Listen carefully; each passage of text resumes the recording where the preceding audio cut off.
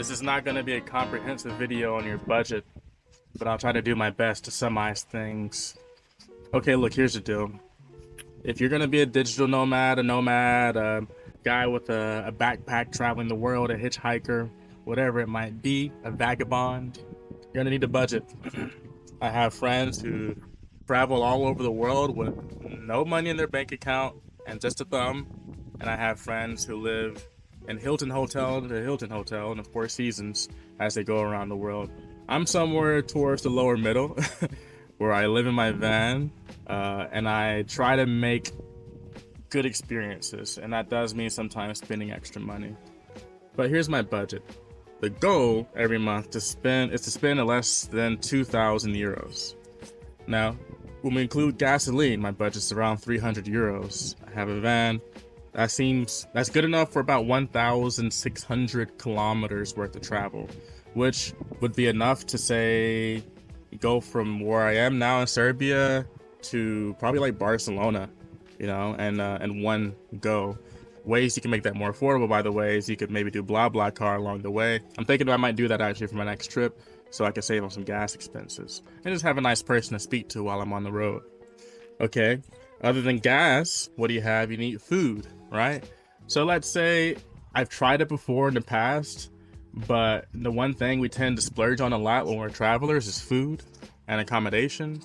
So because I'm living in my van, I don't really have to worry too much about accommodation, but for food, I try to spend about 10 euros a day on weekdays and about 20 to 25 on weekends.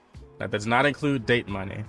So what does that come out to, more or less? It comes out to about $400 to $450 a month on food.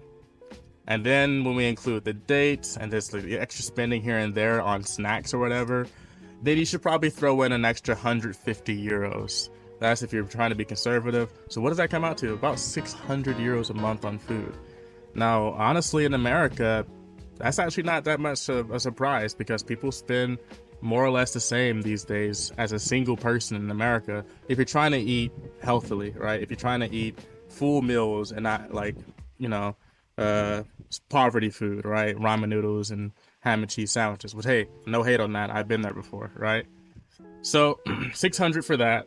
300 for gas. Now, considering accommodation, I do have my van, but not everyone lives in a van, right?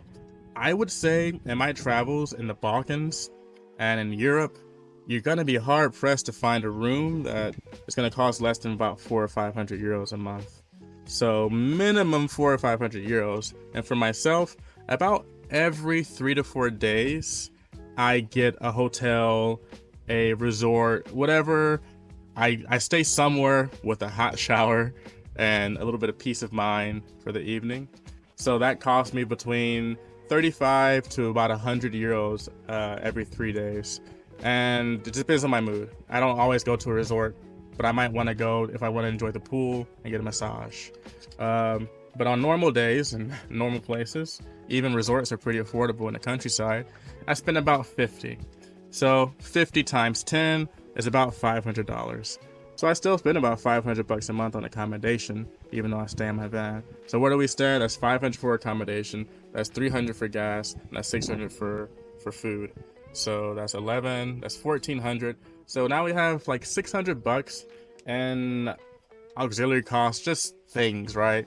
You need to pay for insurance, health insurance as well. Just insurance for the vehicle and health insurance is another 200 bucks basically. Now we have 400 left. Little miscellaneous subscriptions to things. Let's just throw another 100 to 150 in that. Let's say 150. So now we have 250 left, and just whatever costs come up along the way. Paying for the toll for the highway. Giving some money to a friend to buy a meal when they forgot their wallet. Maybe that date you went on was a little bit more expensive than expected. Maybe the dog needs something, right? The dog needs dog food, right? That's like another 150 actually. So that budget of 2,000 is always hard to keep, but it's better to have a budget that's hard to keep that you almost meet than a budget that's just way too big that you bust through and ruin your cost of living by basically spending all your income on nonsense, right? I'm hoping in the future, between YouTube and all my other hustles, that all my little hustles I do day to day will pay for my lifestyle with, I don't know, YouTube revenue and stuff like that.